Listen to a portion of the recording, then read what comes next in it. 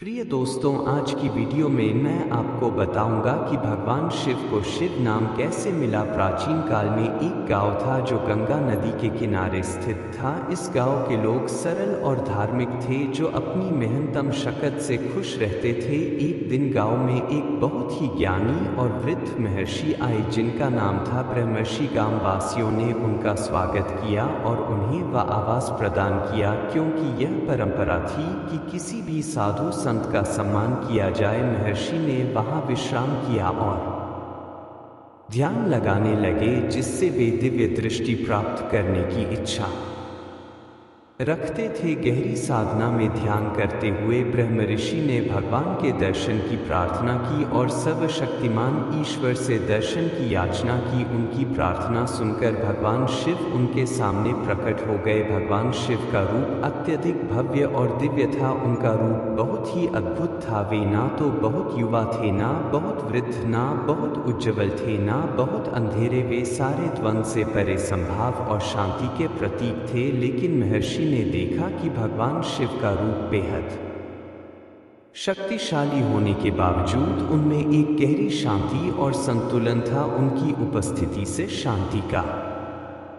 एहसास होता था, लेकिन साथ ही साथ उनकी शक्ति भी महसूस हो रही थी। महर्षि को यह समझने में थोड़ा समय लगा कि यह शक्ति कैसे शांतिपूर्ण हो सकती है।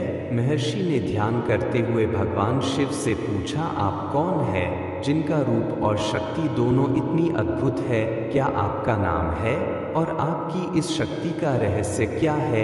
भगवान शिव ने मुंह मुस्कुराते हुए उत्तर दिया, मैं वही हूँ जो सृजन और संहार दोनों करता हूँ, जो संसार में सभी रूपों को बनाता है और फिर उनका संहार करता है ताकि नया जन्म हो सके। मैं जीवन और मृत्यु के चक्र का नियंत्रक और मेरा नाम ए शिव। यह नाम शिव का अर्थ था आशीर्वाद देने वाला, पवित्र और मांगलिक। भगवान शिव के इस नाम में केवल उनकी शक्ति का, बल्कि उनके द्वारा की जाने वाली सभी प्रकार की क्रियाओं का संपूर्ण सार निहित था। वह भूतपूर्व, वर्तमान और भविष्य में अस्तित्व के हर पहलू से परे हैं।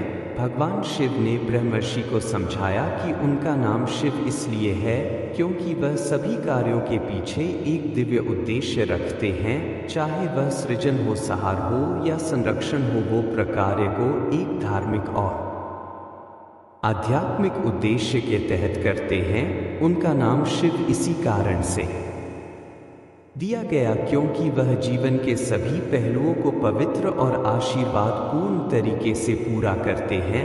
महर्षि ने यह सत्य समझा और भगवान शिव के अद्भुत स्वरूप को देखकर वह अचंभित रह गए। अब वे यह समझ गए कि शिव का रूप और उनका नाम केवल उनकी शक्ति को ही नहीं, बल्कि जीवन के हर क्षण के महत्व को भी दर्शाते हैं। शिव का नाम उन लोगों के लिए है जो सच्ची भक्ति, विनम्रता और धैर्य के साथ जीवन जीते हैं।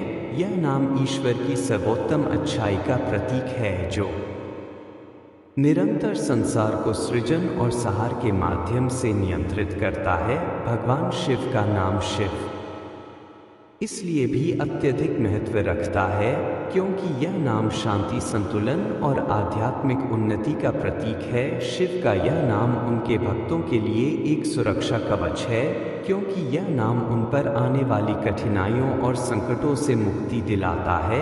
जैसे एक नदी के तट पर पेड़ अपनी जड़ से सुरक्षा पाता है, वैसे ही भगवान शिव के नाम का स्मरण हमें जीवन के प्रत्येक संकट से उबारने का मार्ग दिखाता है।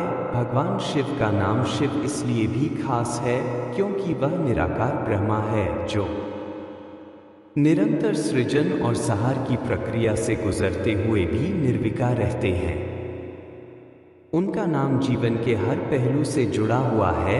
वह अपने भक्तों को मुक्ति, शांति और आध्यात्मिक उन्नति प्रदान करते हैं। जो लोग भगवान शिव के नाम का जाप करते हैं, वे जीवन की हर कठिनाई से पार हो जाते हैं।